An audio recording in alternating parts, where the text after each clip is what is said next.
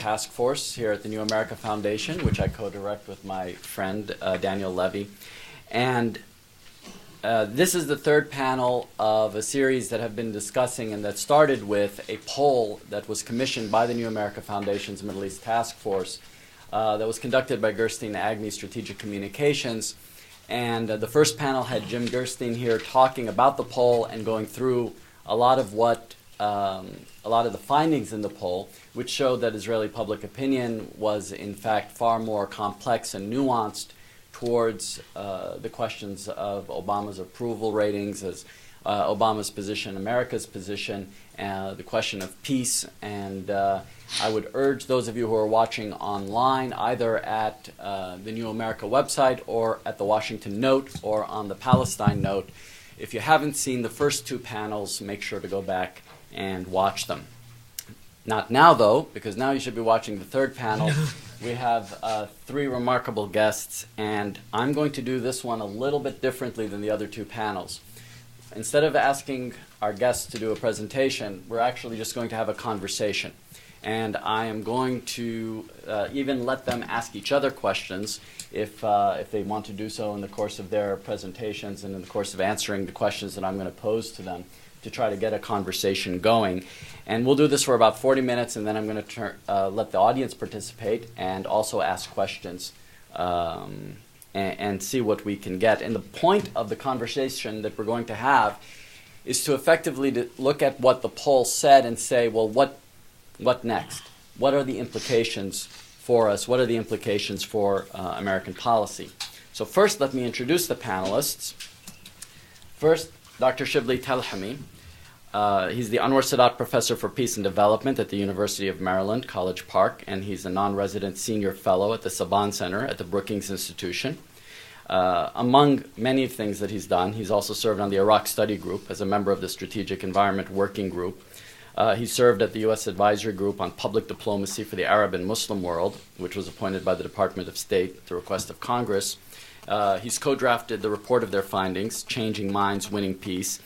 He's written a number of books and papers, Council on Foreign Relations, and he's also done a significant amount of polling himself, not just in Israel and in the Palestinian territory, but also in the Arab world.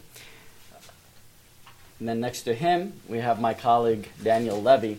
I met Daniel in 2001, and we've been friends ever since. But at the time, he was still assisting the Israeli government in negotiations during the peace talks.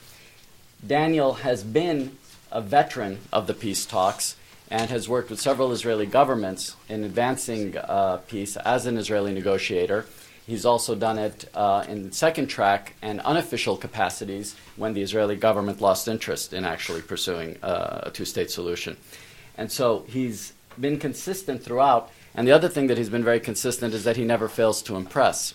So if you ever think that you're going to hear just conventional wisdom, you can invite Daniel to your panel, and you'll make sure to hear some out-of-the-box thinking. That's just to raise the pressure for him for today.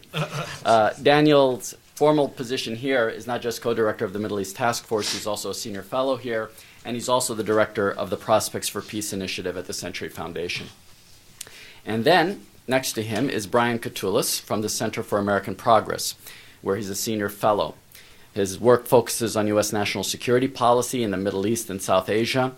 He served as a consultant to numerous U.S. government agencies, private corporations, and non-governmental organizations. He's worked in Iraq, Pakistan, Afghanistan, Yemen, Egypt, and Colombia. He lived and worked in the West Bank and the Gaza Strip in Egypt from 1995 to 1998.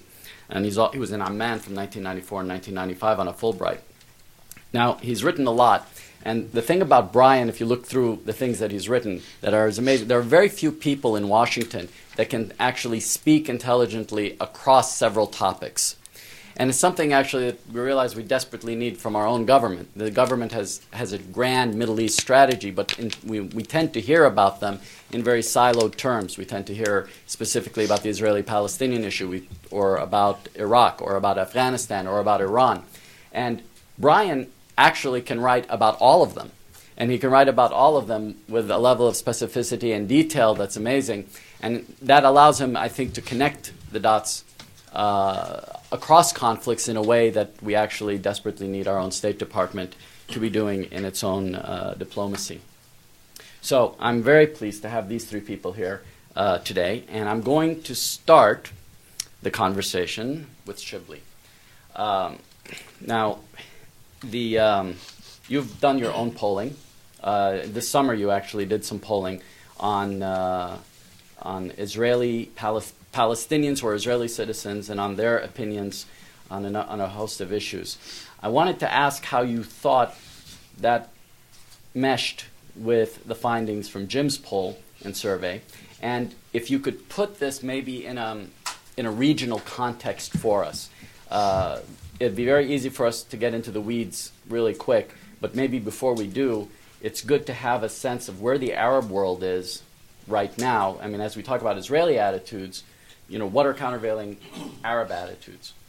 Well, thanks very much. It's really a pleasure for me to be here. I did miss the first presentation. I came here in the middle of the second half of the second presentation. I did read the results before I came. Thanks for sending them to me, so I have a good sense of what the results are in the poll. And I found them to be remarkably interesting and frankly more in tune with my own assumptions about what was happening in Israel. My poll in August was only among Palestinian citizens of Israel. And it was in late August. This is obviously held in November. So there is a difference in that regard. Palestinian citizens of Israel were warmer toward President Obama than Jewish citizens, but not by a large margin. They were about over 50% who had warm views, and over 20% who had cool views. But what's interesting about the results is that in the Arab world, in a poll that I conducted in May of last year, in 6 countries that included Egypt, Saudi Arabia, Morocco, Jordan, Lebanon, and the United Arab Emirates, the average positive for Obama was about 45%, almost identical to the average positive among Israelis. And this was at a time when I think people were very optimistic about him. I actually expect the numbers to be somewhat lower now because of a variety. So there isn't a huge gap, actually, in some ways on this issue between Arab publics and Israeli publics in terms of how they view Obama. Obama is viewed positively. The interpretation in the Arab world was remarkable because people were struck by the difference from previous American presidents, particularly George W. Bush, who had been by far identified by a majority of Arabs in the 6 countries as being the single most disliked leader in the world in an open question. And so when you compare that, obviously when you come up with numbers that are more positive than negative about Obama, that was headline news. But it's not that there were people who were largely in love with him. In fact, even in that poll, we found that people who had a very favorable view of the president were only about 10%. So even those who had favorable views were basically somewhat favorable views. And more importantly, I think, when you ask people to identify the 2 leaders they admire most in the world, President Obama did not come up in the list of most admired leaders in the world. So while they had a favorable view of him, this was not a love affair. So people were contrasting that. I think now in some ways we have perceptions that are more parallel in Israel and the Arab world than we've had in previous periods. Maybe that's what's striking, that you do have this rough parallelism across the board. But I want to say, you asked me about how this plays in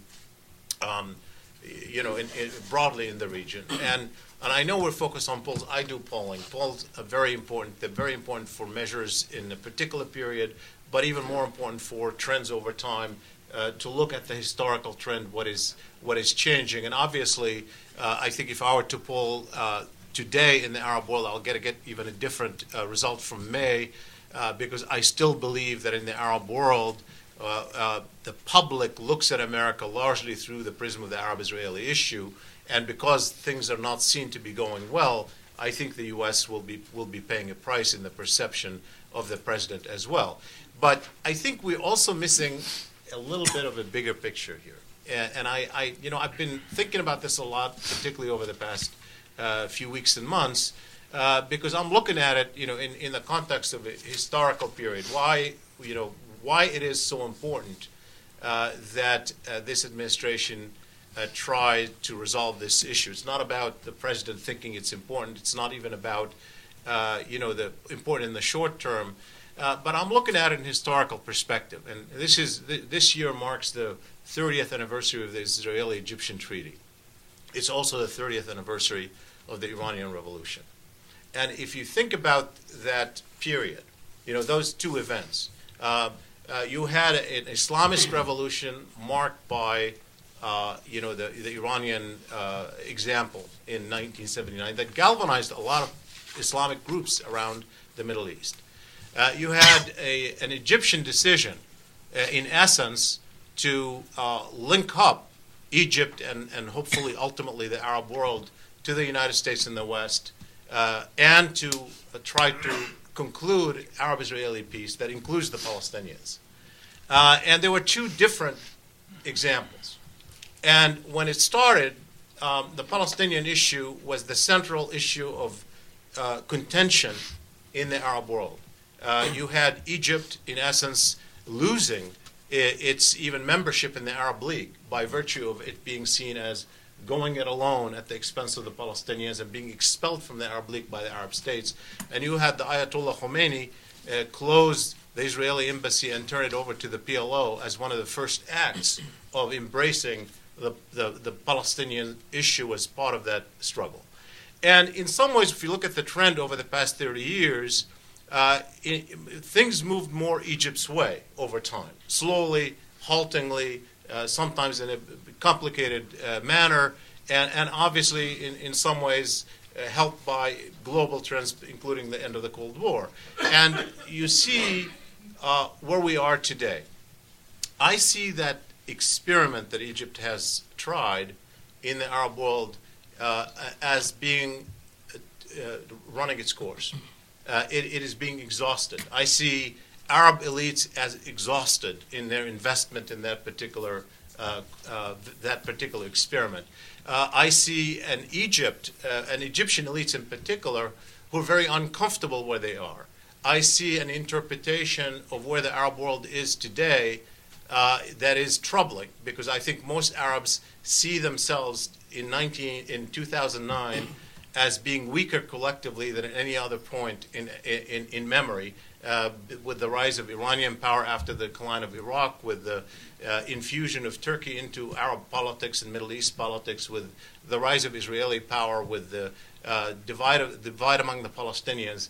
And so there is a picture here that is very troubling underneath. And much of it is linked, really, that whole experiment, that whole project that I think was started by Egypt 30 years ago, was anchored around the idea that you can have a stable Arab-Israeli peace and the Palestinian issue would be resolved, and you can have a more harmonious relationship between the Arab world and the United States in particular, and certainly the West. And I think I am very, very concerned about where we're headed. I think there's an exhaustion with that experiment. And I see that that's why I've always been, I've always said for the past few years that if we don't really have an Arab-Israeli peace in Palestinian-Israeli peace in the next 4 years, it's probably never going to happen. And if it doesn't happen, we're in for more trouble than we think, because it's not just the violence along the Israeli-Palestinian front. I think there's a bigger picture at play here that is much deeper, much more troubling for America, much more troubling for international stability. Thanks, Shibli. Well, Daniel, to follow up sort of on what Shibli was saying and to follow up on something from the previous panels, some things that people took in the previous panels when they were talking about the poll was that the United States desperately needed a communications outreach to the Israeli public and that there was room for maneuver on that. But if we compare, and Gil Tamari, who's the Israeli bureau chief for Channel 10, was saying that Israelis really want to be loved. They want to be hugged and kissed. And it's probably true of all of us, but that Israelis in particular wanted to thank you, wanted to be adored. Now, when Anwar Sadat gave his speech at the Knesset, he didn't give a I love you speech. He gave a kind of tough love, I'm your enemy, you know I'm your enemy, I know I'm your enemy, I didn't come here to beg you for peace, but I came here to tell you that I'm prepared to make peace. And I won't beg for it, and Egypt won't beg for it. And the Israelis responded, obviously, very enthusiastically, the Israeli public. Now it seems that there's a kind of almost tough love message from the President of the United States, but the Arabs are being asked to give the kind of I love you, hug and kisses message from the Israeli public. Are the wrong people giving the wrong messages, or is the United States doing the right thing and trying to not only reach out to Israel, but in what it's asking the Arabs to do to reach out to Israel? Well, I mean, one of the perhaps interesting things in the poll in that respect was when Israelis were asked, and I won't leaf through it, but when they're asked what are the benefits, here we are, thinking about the good things in a peace agreement, it's question 68. Which would be your two biggest reasons for supporting a peace agreement? Being recognized by the 22 Arab states and getting the establishment of full diplomatic relations comes in fifth only, with just 15%, which doesn't surprise me in the least. But it presumably should be taken note of and should surprise, or at least be factored in by those who've pursued that as a major, this is what you get in return. What Israelis actually are turning around and saying is it's kitchen table issues that matter. It's a more normal life for our children. It's economic growth, which shouldn't really surprise us. I mean, an obvious takeaway from this poll would be with very little investment in a public diplomacy outreach campaign to the Israeli public, this president's numbers are not where they would normally be for an American president, but they're certainly not tanking at 4%, which was the kind of dominant narrative until now, which, as Gil Tamari, who was very interesting on this morning's first panel, said, that should be put to bed and buried from now on. So, I mean, an obvious takeaway would be something that you actually suggested, Brian, in a paper that Kat brought out that yourself and Mark Lynch authored, which was one of the suggestions was do a public diplomacy effort with the Israeli public. One of the findings of the poll is that if the Americans put a plan on the table and Bibi accepted it for a kind of reasonable two-state outcome, that would carry the Israeli public by 53 to 48. And if Bibi rejected it and Obama and the Palestinians supported it, the Israeli public would be split down the line 48-48. So presumably one could say that, well, there's plenty of room here for embracing the Israeli public and therefore being able to speak perhaps above the heads of their leaders directly to the Israeli public, and that would be an obvious finding. I would segue a little from that, because something that again, I don't know why Gil Tamari has become the point of reference, but let's continue using him as a point of reference for another minute. Something that he showed us this morning was that month after month, day after day, the lead Israeli media outlets have been running negative headlines on the US administration. And he gave the example of when talking about the president's Hanukkah party that's coming up, the headline was he's cut the invite list in half, and the picture that went with it was George Bush lighting a Chanukiah, a menorah, and Obama with Santa Claus on the front page of the papers. Now, I didn't have a chance to ask him, but my question back to Gil Tamari would be, is this coincidental, or is this a sustained campaign? Not that I'm saying that in an Orwellian sense, the government is dictating the headlines for the Israeli media, but I'm not saying that, but there is a mood being created. I think it's not accidental or coincidental. Now, some Israeli government ministers have unleashed themselves and let it out there. Last week, Limor Livnat, a Likud cabinet minister, said this dreadful, terrible American administration, the likes of which we've never seen before. A few months ago, another Likud minister, Yossi Peled, presented a paper to the Israeli cabinet on Israel's options for punishing America and creating new alliances in the world, and arms transfers that Israel should do to third countries in response to American pressure. So something's going on here. I don't know, but one way one could look at this is, because I'm a little bit surprised, I have to say, that Benjamin Netanyahu hasn't gone on a charm offensive with this administration. I'm genuinely am, because something happened from 96 to 99, which is in a showdown with an American president, Netanyahu lost, and he lost power. Now, having lived through that, when you come back into power, you'd think that he would say, okay, what do I do differently? An obvious conclusion would be, I don't get on the wrong side of the White House, piss off a president, play the Republicans off against the Democrats, which is what he did when there was a Republican-controlled Congress in the late 90s. I'll do it differently. But maybe there was another option. Maybe his conclusion from the late 90s was, I couldn't ride out American pressure when I was up against a popular American president. But Bill Clinton had a 4-year lead on me. As Bibi Netanyahu, I came into office in 96. Clinton had already established his credentials with the Israeli public. Shalom Chaver, after the assassination of Rabin. Israelis loved Clinton. And maybe, and again, I'm speculating, maybe Netanyahu's conclusion to himself was, Obama starts from a totally different position. Israelis are suspicious of him. 39%, according to this poll, think he's a Muslim.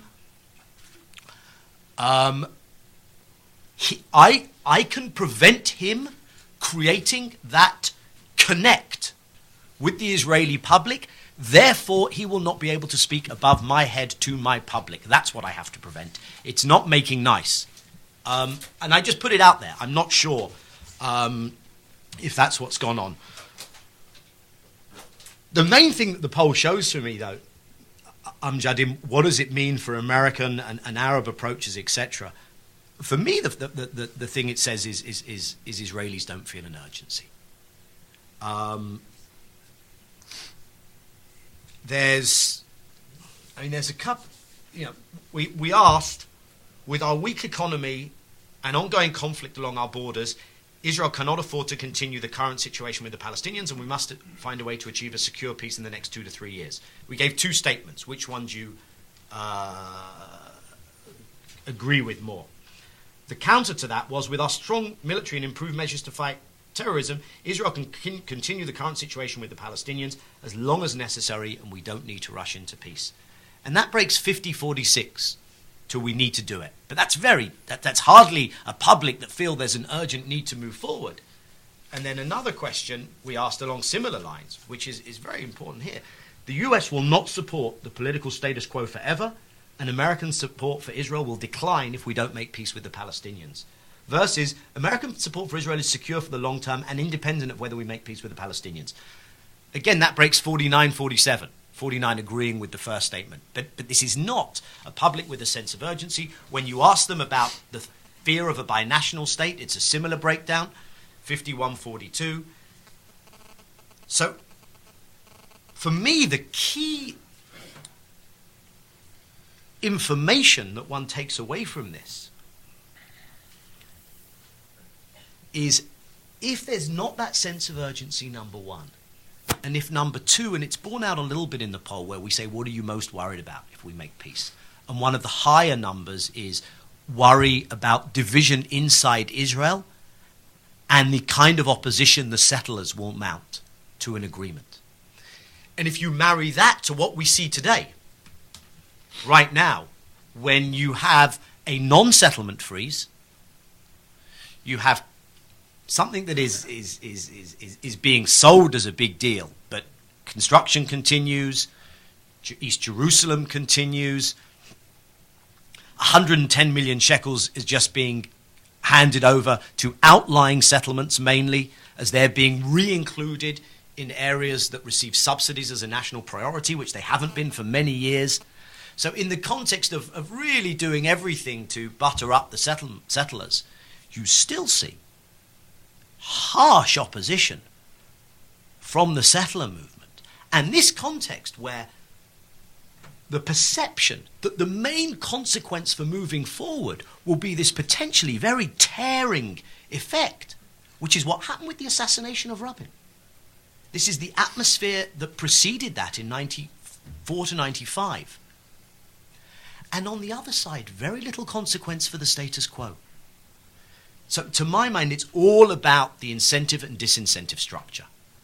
And unless you readdress that, unless you create a different incentive and disincentive structure for Israel, I see no hope in hell, no reason, no sane prime minister would turn around and say, I'm going to take all the political risks. Because I know in the long term, long beyond my term as prime minister, otherwise we're really in the shtuk. We're really in a problematic place. What that says for an American administration's efforts to me is that's where it begins. If you're not willing to create a different incentive-disincentive structure, and you don't do it alone, you do it as the international community, there are things that it's appropriate for America to do, there are things it's inappropriate for America to do, there are things it's appropriate for others to do.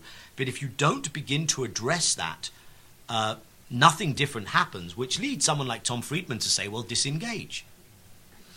Except Tom Friedman apparently is totally unconscious of the logical consequence of what he's saying. You can't disengage and provide $3 billion a year, vetoes in the Security Council whenever you want them, a total security guarantee. You can't be Israel's backstop and can claim that you've disengaged. Because the Shibley says the rest of the world don't see it that way.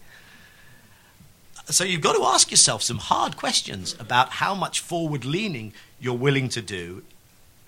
And all I'd say in that respect is that I think there was a very discouraging...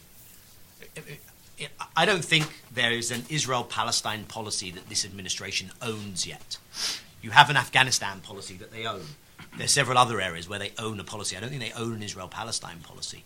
And I hope they develop one. Settlement freeze is not a policy, especially a non-settlement freeze.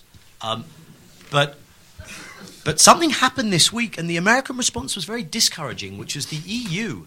And contrary to the misreporting on this, the final text, for those of you who follow this closely, the final text of an EU consensus foreign minister's decision on the peace process on Israel-Palestine, on the Middle East, was very close to the original text. It was very close to the original text, and it was a significant text because it brought together many different strands. And it was significant because all 27 have to agree to it. So the attempt to pick off especially some of the new member states had failed. But the American response was negative when asked to comment on this EU statement. And to me, that's a discouraging thing. So, I mean, it's an old joke, but you'll indulge me because I think it fits here. I'm sure it's apocryphal, but apparently, the story goes, Pope John Paul II was asked, is there a chance for peace in the Middle East? And he said, well, there's a realistic option, and then there's a miraculous option. The realistic option is divine intervention. The miraculous option is that the parties will negotiate an agreement between themselves. So I think the president has to play the role of the divine moving force here if we're going to have any joy. Well, can I ask a question? Sure. Just to push you a little bit, not so much on the options. I think we'll come back to that, but on the Israeli public attitudes as you interpreted them. I mean, there may be construction going on by the government. I would be surprised if there isn't, given how they saw the administration.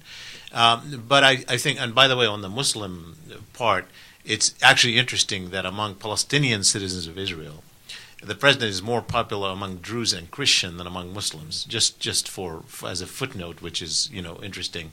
There certainly is none of that suspicion of him being Muslim in that quarter.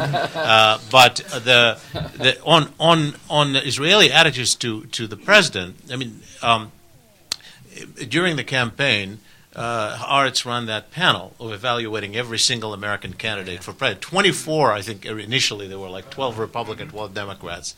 And from day one until his election, President Barack Obama was the least favored candidate from the point of view of what they called Israel's interest, as they interpreted them. But from day one, consistently, behind every single Democratic and Republican candidate. So there was a remarkable suspicion of him before. It's not something that's just a creation of this government before this government was even in office. And what explains that? Because that preceded his even announcing any policy. He hadn't, in fact, to the extent that he had a policy, there was nothing at all that went against the norm on American foreign policy in the Middle East. So that's a puzzle that may be a little bit deeper than just I mean, recent weeks. my response to it would be, and you're doing an injustice to Ron Paul. His numbers were lower than Obama's, as long as he was in the race. I think there was a concerted campaign in this country, part of which targeted the Jewish community here, and which was echoed in Israel. Except Israel stayed at a place where Florida was circa spring 2008.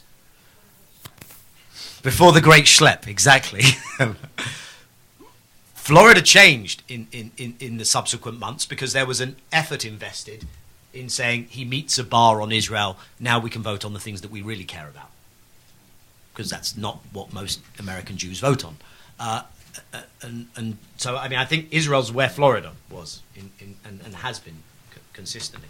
And just in terms of the problems that this causes in the Muslim world, which you refer to, Schlippli, I'd be even more worried for the following reason. It seems to be closing in on Jerusalem as now as the central issue. And the provocations are happening more and more there, and the tinderbox is more and more there. And to be honest, without any disrespect, I think most people would have a problem pointing to Itamar or Tapuach or Ariel or Ma'ale Adumim on a map in the Arab world. But they probably have heard of Jerusalem. Okay, let me go on to Brian. Brian, Chuck Hagel was introducing Prime Minister Erdogan the other day when he was visiting the United States. And one of the things he was saying to the Prime Minister was that democracies are the best forms of government in the world at self-correction. Mm-hmm. And it sounded almost like he was bragging that the United States has gone through its own self-correction and is redirecting itself. And certainly on the level of tone and the level of vision, that's definitely true.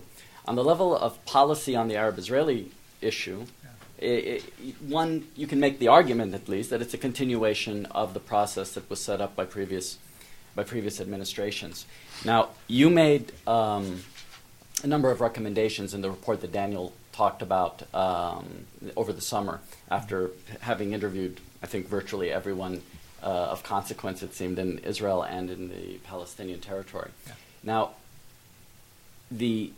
what do you think, if today the president said, I think we had 10 war room strategy meetings on Afghanistan, right? If the president said today, okay, we're going to have at least 3 on the Israeli-Palestinian issue, and we're going to re-evaluate everything we're doing, we're going to see what's working, we're going to see what's not working, and I need a new policy that I can own and that I can take forward. Do you still stand by the things you said in the summer? Do you think there are things that you would do differently? And what would be your general pitch at that war room meeting if you were sitting around the table? First of all, I would say that I wouldn't recommend sending 30,000 troops to Gaza and using U.S. taxpayer money to give jobs to Hamas specialists, if we're talking about the AFPAC review. And the main recommendation in top line, and I'll get into detail on this, is to think more boldly. And in fact, that report that you mentioned, I'm proud of, but I actually think it still operated in a very tactical space.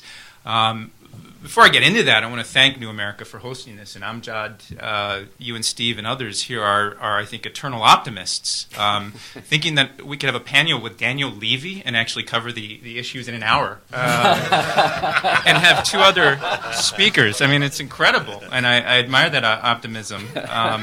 And Shipley, I was just using your book this morning talking to intelligence analysts, and you always strike me as one of the most strategic thinkers, and I'm glad the administration is is I think consulting with you on issues. You're known for telling us that 98% of Egyptians don't like us because that's what the press likes. But your comments here, I think, are very deep. And one last thing, Jim Gerstein in the poll, Carl Agnew, tremendous. I read it last night on the way back from New York City. And I agree with Daniel that there's not this sense of urgency. I'd take it a step further and say that it reeks of ambivalence. And when I read it, I worry deeply. I also worry, quite frankly, about the discussion and the fact that you have a program centered on a poll. And I'm going to be a little contrarian here, because the very fact that I'm on a panel talking somewhat about a poll, a program, is emblematic of this issue of thinking small. Because the way that I think about the challenges in the Middle East, I see it as a challenge that requires leadership, bold leadership, and thinking audaciously. The hope for audacity, I think, is important. And I think the president has boldly articulated a very general view of a two-state solution. And I think, and I know many of the people who are working on this policy very well, I think the operating assumptions of this administration are very much grounded in the 2006 Iraq study group that Shibli took part in. The general operating principles. I would disagree a little bit with something that you said, Amjad, when you said there's a grand Middle East strategy. As yet, there is not one, in my view, in my assessment. I have a paper coming out early next year that talks about this. And it's for no fault of their own. It's a difficult set of issues. But technically, as you define a strategy, there is not one in place. I happen to think that we have the right team, or a better set of actors in place. When I think of the unfortunate nightmare that we all had to live with from 2001 to 2008, the notions that the road to peace in Jerusalem ran through Baghdad, or the birth pangs in the new Middle East, we're in a different space. We have a much more pragmatic, less ideological, rigid team. What's missing, and here's, I think, the central point, I think we've got good rhetoric, but very general about a two-state solution. We've got a lot of tactical thinking about how do we move this piece and that piece. And I actually think this poll, and the discussion of the poll, runs the risk of falling into that trap. And what's needed, I think, are an outlining of more tangible, comprehensive, tangible commitments, a bold political statement. What I was doing this morning was teaching this class of analysts in the government about, or just reviewing the last 30 years, essentially, of Middle East peacemaking. And it's amazing, because I was reviewing over the last few weeks the Camp David Accords and the framework that was associated with it, Madrid, and all of this. And it was like watching the movie Groundhog Day, because there is, what we don't need is the latest, fanciest reiteration of the Clinton parameters, or the notions of the Israeli, Syria. And I was trying to think, well, what is it that we need? Because you often get the critique, but what, as my boss at the center says, what would you actually tell him to do? And I think Daniel was walking up to it when he talked about incentives and disincentives. I disagree slightly that I think Israel's not the only issue. I think it's setting an incentive structure that is real. It's not the best, latest reiteration of the roadmap. We actually need a tangible commitment of verbally. This is what the cost to completion is going to be. I was thinking about this on Afghanistan and Pakistan and the wide range of issues. We've just dropped about $1 trillion of mostly borrowed money from China in Iraq and Afghanistan. But we have my point is that we have a general idea of what a sustainable two-state solution and even a comprehensive deal looks like. We've got an alphabet soup of organizations that have outlined it in think tanks and in official government. What we've lacked is something Daniel said, is the right incentive structures. And I haven't thought much about disincentives, but incentives are important. What could a comprehensive Middle East peace cost? $200 billion?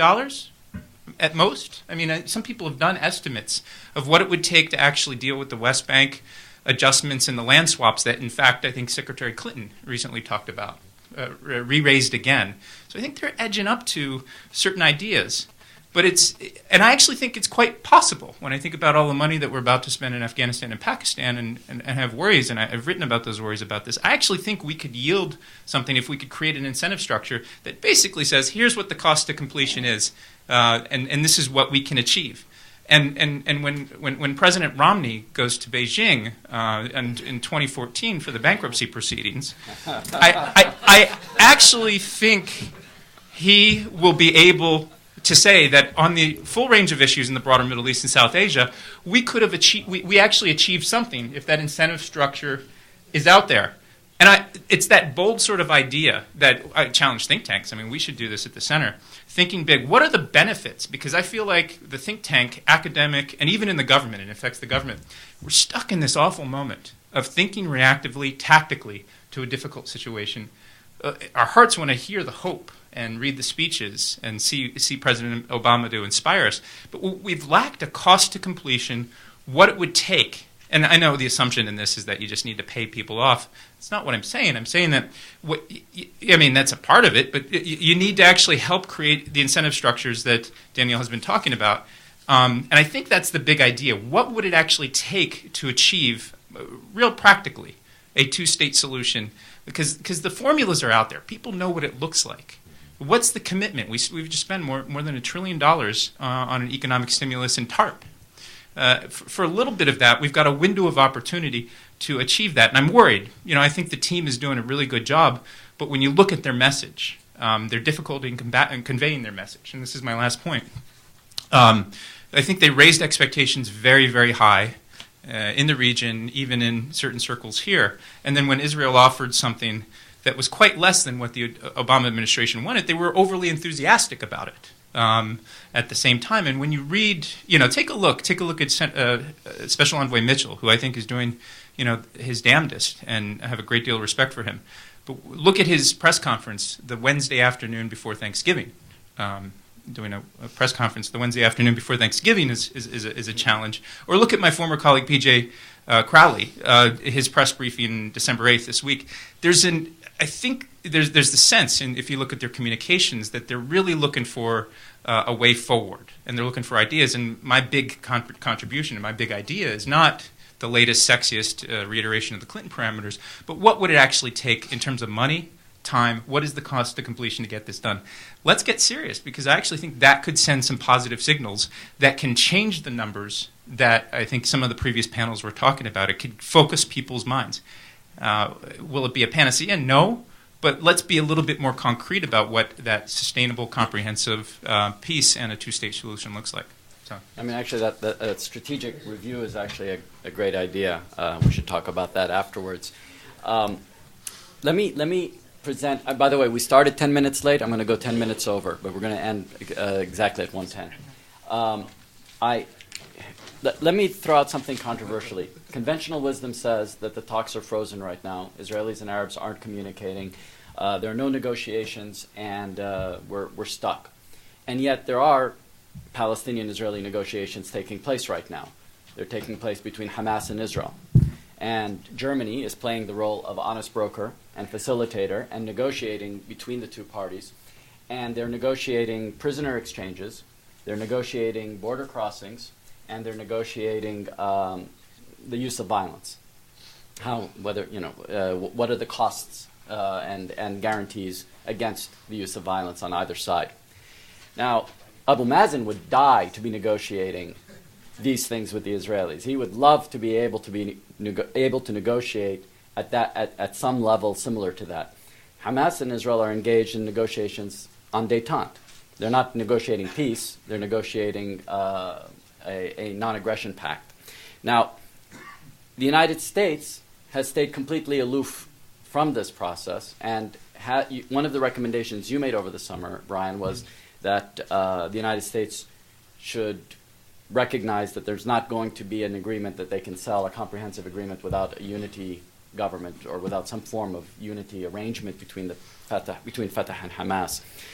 We saw in the poll that Israeli attitudes seem to be way ahead of the U.S. Congresses on that issue, with a number of, we didn't even ask the question, should Israel negotiate with both Fatah and Hamas, and I think 15% volunteered the answer when asked either Fatah or Hamas, said, well, no, you should do both. And 13% said you should do Hamas as opposed to Fatah. Which would actually probably be far higher than anybody in Congress, or if we polled Congress on it. I wanted to ask the three of you. Israel obviously is trying to represent its own interests as best as it sees fit, and so that means for it to negotiate with Hamas, just as we're going to negotiate with the Taliban, just as we negotiated with the Sunni insurgency. can the United States take Israel's lead? Can the United States also shake up things a little bit by looking at the conflict a little bit more realistically in that sense and breaking some of the taboos? And Shibli, I'll ask you first because I know you've done a significant amount of work on this. Well, let me first of all, it's kind of an interesting question about where the administration is. What are they trying to do, how they got here, and whether they were excited so much about in the Mitchell announcement about what happened with the Israeli freeze. I'm reading this, obviously being somewhat close, but I don't know where the president is. But one of the things that's clear to me as someone who's close and observing it, the question was asked in the previous session. I think the president's really grasped that this is a central issue for the United States of America. I have no doubt about that. I have no doubt about that.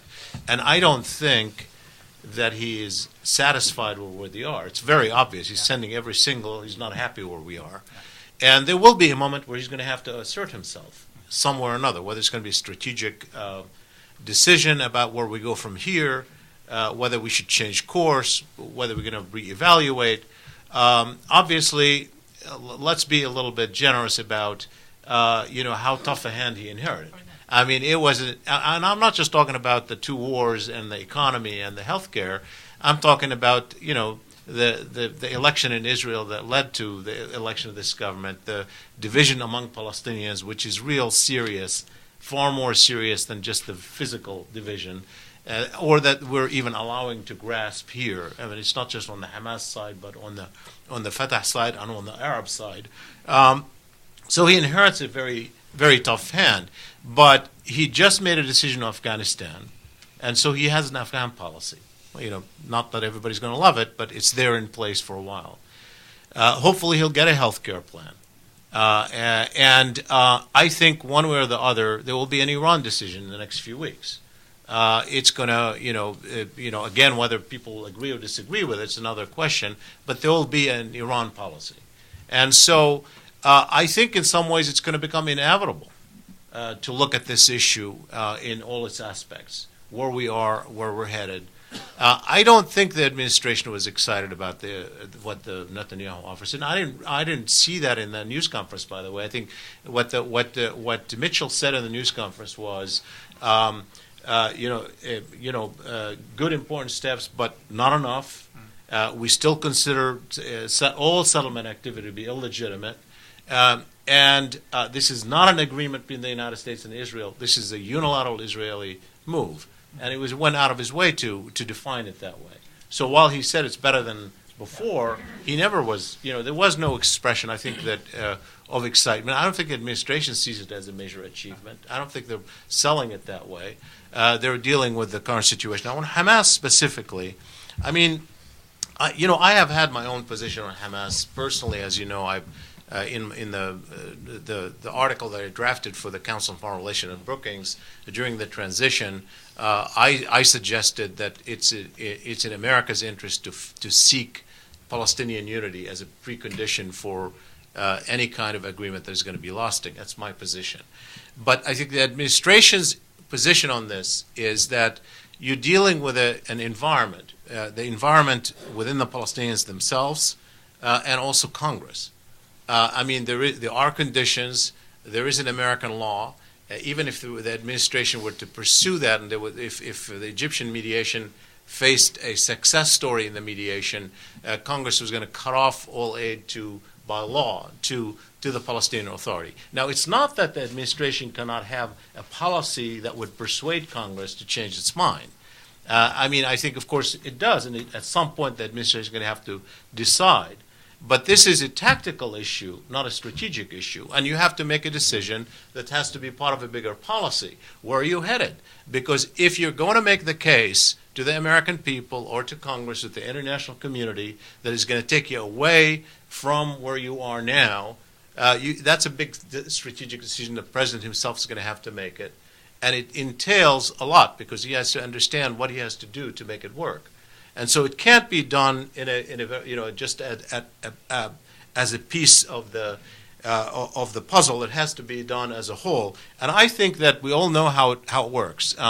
Particularly, for example, pertaining to the European decision on Jerusalem. American policy is what it is until it changes, and it doesn't change every day. And so you say what you've been saying until such time that you change it. And when you change it, that doesn't happen every day, and you're not going to do it because of somebody else's timetable. So I think that's not it's not a particular surprise in the way our government works. And I'm not defending that, because often as a scholar, as an observer, as an analyst, as somebody who wants to see this happen, it's extremely frustrating to all of us. But I think it's not, in and of itself, it's not an indication where the administration is. I think in my own mind, there's no question that the current status quo is not sustainable. And I think there is no option which says, I'm pulling out of this process. The stakes are too high. America is involved. The Middle East sees America through the prism of this issue. Whatever happens on this issue, whether we seem to be actively or not, is reflecting on us. And so it's impossible to say that we can sit this out and watch the players play the game. We're in it, and we're going to have to make a decision. And I think the time is coming pretty soon when the president is going to have to look at this very closely and figure out where we are. Okay, I'm going to actually ask you guys a different question, if it's okay, and ask you for a brief answer so that I can start going to a few questions. The Israeli ambassador to the United States has been doing a very good job of going around and talking to Israeli groups, or I'm sorry, Jewish groups in America, and urging them to do this, that, or the other thing. During the High Holy Days, he was telling them that even though 14%, according to the poll, only 14% in Israel listed Iran as a top security concern, and it ranked 7 in a list of concerns, and it matched concerns about inequality in class structures or something. He's been presenting it as an existential threat, and he's been telling I think he spoke here at a synagogue in the High Holy Days, and he told the congregation, when the call comes on Iran, you have to be ready to go out to Congress and do what you have to do. He has strong opinions about J Street, and he's told groups how they should respond to J Street, etc. I'm not going to ask you if it's appropriate for Israel to play in America's sandbox. I'm going to ask you if you think America should be playing in Israel's sandbox, because there's a significant amount of Israeli public support for the United States as a whole, as we've seen. There are a significant number of Israelis who are American citizens. Yet it doesn't appear that the United States has a very overt, engaged outreach strategy inside Israel to reach out to the Israeli public and present to them, hey, when the call comes, you're going to need to go to the Knesset and make sure you support a comprehensive peace agreement. We're not doing that. Should we be doing that? Is that me? Well, I think, first of all, there's a broader point that all politics is now global. People have not really recognized this, and it was a point I made in a book I wrote with Nancy Soderberg last year, and some articles related to it. Last year was the first time we had the presumptive nominees of both parties actually go overseas. For the first time in the history of this country. You couldn't even get them out of swing states. And the fact that they went overseas, and I was in Israel actually when candidate Obama, Senator Obama, was there. And what was interesting to me was to see the jockeying among Israeli leaders, as unpopular as the polls that were cited before, at least he was, to actually stand next to him when he went down to some of the sites and to see. And you see this in many different manifestations. I am averse and disinclined to the types of overt, concerted campaigns by any government to push one agenda or another. But the simple fact of the matter, there's this broader point of all politics being global. And it's a point that we were trying to make in that report of recommending there to be a more strategic public communications campaign post-Cairo in the Arab world and, importantly, in Israel. And not in a way... It's a very rich... I lived in Israel in the 1990s and in the West Bank and Gaza. It's a very rich, vibrant media. And as we know in all media environments, if you don't show up and if you're not clear... And that was the point. I mean, Shibbolei, We could have maybe different views of the particular press conference, but calling concessions unprecedented left the sorts of an incoherence or sense of message or doubt, which I think is tied directly to a policy challenge. And they were dealt a very bad hand. I recognize that. It's how you play it, and then moving forward, I think most importantly, rather than 20/20 hindsight, critiquing and the moving forward constructive suggestion is to have a much more active campaign on the part of the United States that isn't trying to topple the Israeli government or isn't trying to tip one vote or another, but that purely explains more concretely, this is why we see this as a U.S. national security interest. The president has been much more, I think, articulate than previous presidents in talking about that and linking it to that. Explaining then how we're going to do that, hence my maybe pie-in-the-sky recommendation of here's the price tag and what we're willing to pay in helping support our allies. And it's not just an incentive for Israel, but incentives for all partners. We're doing that to some extent at a tactical level when we look at the Dayton mission and, things that I think are all fine and well, but I worry that they don't add up to a broader point. So I think we need to engage. We need to engage in that communications challenge because getting to policy change, the sorts of policy changes that Shibli, you're absolutely correct. To get to change, it's not enough for us to sit on a panel and complain about the current state of affairs and issue policy papers. You got to move coalitions and you've got to communicate. And I think that's been lacking when I look at just the public communications aspect of this. And I think I understand why. It's because these issues are difficult and they don't have yet a coherent, strategy as to what's, the next step after this first opening gamut. Okay, the way I'm going to do this part of it, thank you, Brian. The way I'm going to do this part of it is I'm going to take three questions. I'm ask you to introduce yourself and state a specific question, and then I'm going to ask the panelists to make comments in answering the questions and any final comments that you want to make.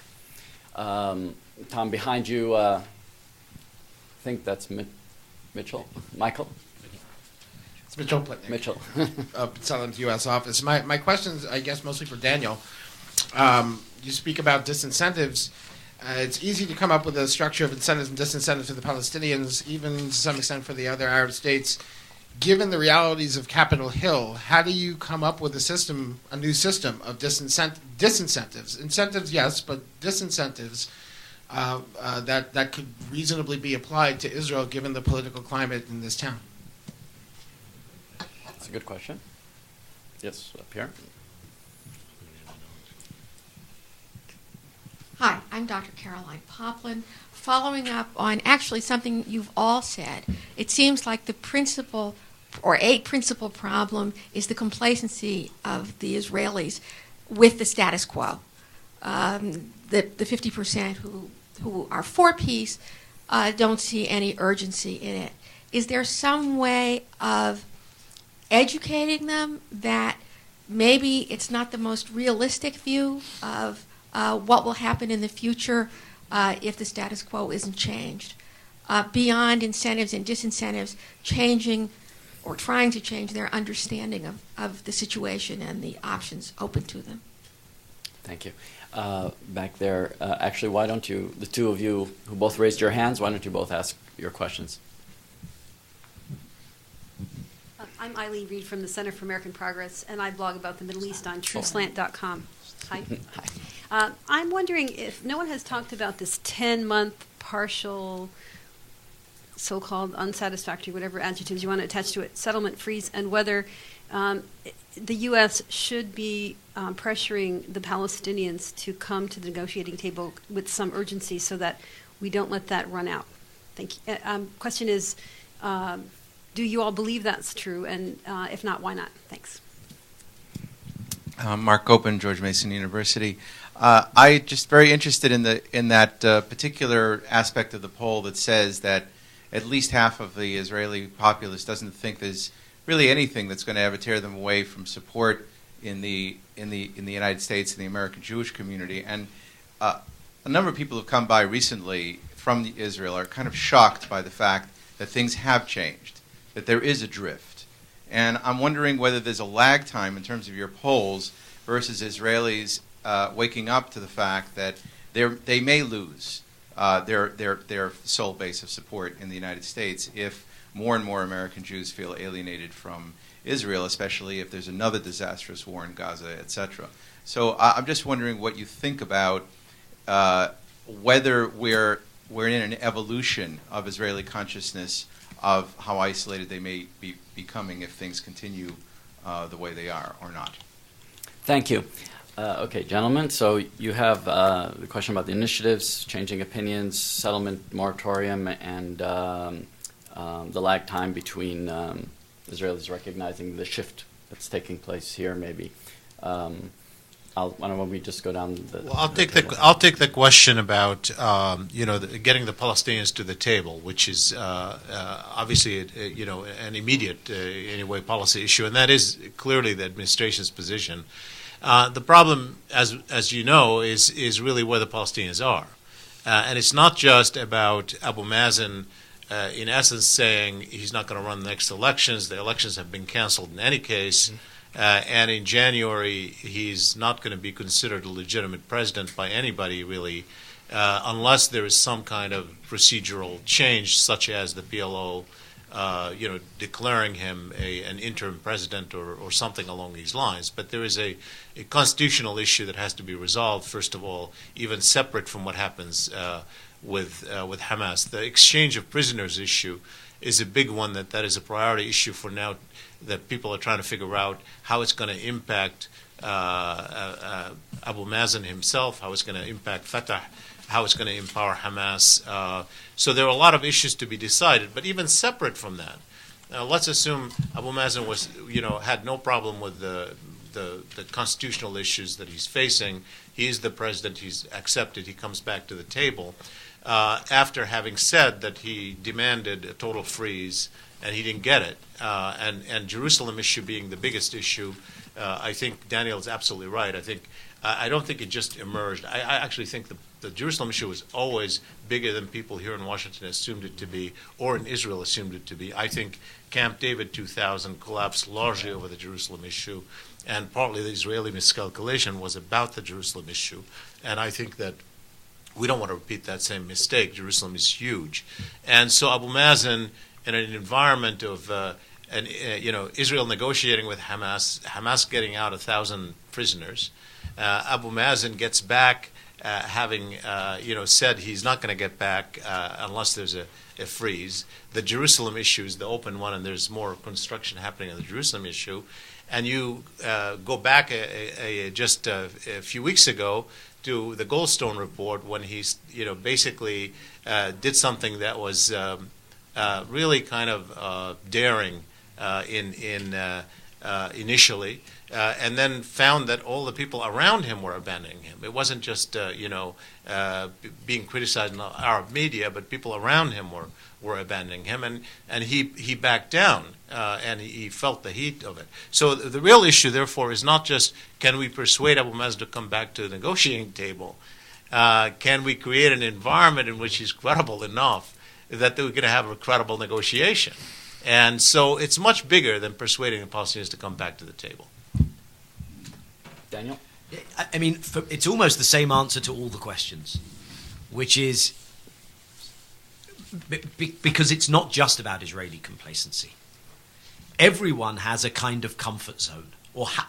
Brian talked about the 30 years of Groundhog Day, but I think we're 15 years or more already into a certain structure of a peace process which structurally cannot deliver but offers a comfort zone to everyone. And it's just beginning to come apart. Abu Mazen's unwillingness to return to this comfort zone, because it's actually become so uncomfortable for him that it's no longer a comfort zone for him, is the beginning of that unraveling. The European decision from 2 days ago is an acknowledgement in a very potentially significant quarter of some of the beginnings of that unraveling. So I think it's not just been an Israeli complacency. We can wink with one eye at the settlers and with our other eye at the international community, at the US, is part of that comfort zone. We can have a situation whereby the Israeli ambassador can write an op-ed in the Wall Street Journal saying the Prime Minister is taking this dramatic, politically threatening move. And if you actually turn and listen to what the Prime Minister's saying, he's saying, I promise in 9 months and 2 weeks we'll build hysterically. In the meantime, we're going to do everything so that you're still happy. Now, as long as everyone's willing to sit through a farce and call it a peace process, nothing changes. That's why, costs to completion are the translation of the acknowledgement of that. Mm-hmm. I'm not saying everyone has to stand up tomorrow and say, here's the farce we've been living through for 15 years. But you have to internalize what changing it would look like. And I think some of that's the approach to Hamas, and the other things that you've been saying. This is, at the moment, a conversation with Israeli elites in terms of that lag time. The Tzipi Livni milieu is very concerned with the loss of legitimacy. And that drives a lot of her understanding of an urgency that she appreciates the rest of her country doesn't feel enough. I think just in response to the complacency issue and other things, I'll just reiterate that there's this hope for audacity, that there needs to be a big push. Because as we wrote in the report, we titled it a window of opportunity for a two-state solution. And I think there's a chance here, now that they've got a foothold maybe on some of the economic issues here at home, made some decisions on the Afghanistan-Pakistan front, which people will debate. But it really needs, I think, an articulation that goes beyond just the vague discussions of a two-state solution, that gets to bigger ideas than, I think, the admirable efforts to build Palestinian security forces and economic development. And that's, when I talk about cost to completion, I think this is something that can get done. I'm less certain about Pakistan in particular in terms of our impact, but I lived in Gaza. The human capital that we can work with, that's still there. This is something that we can achieve. Yes, we can, but we've not seen that in either the policy or in the public communications. I hope that we see that in the next year. The big wild card is, I agree with Shibli, Iran, and having to deal with these multiple challenges. I think, I don't envy friends and colleagues who are dealing with these issues. And I think they're doing the best that they can. But on this particular slice, my main message is we need to think bigger. Thank you. I'm going to thank all of you for coming, and I'm going to thank our panelists. But I also want to thank, I also want to thank a lot of the people who made all this possible from the New America team. Tom Kutch, Jonathan Geyer, John Weinberg, who are with the Middle East Task Force, Benjamin Katcher with the American Strategies Program, Kate Brown, Kate Schuler, Stephanie Gunter, and others who really made all of this possible. Thank you all for coming. You can find the poll on our website, newamerica.net. Thank you very much.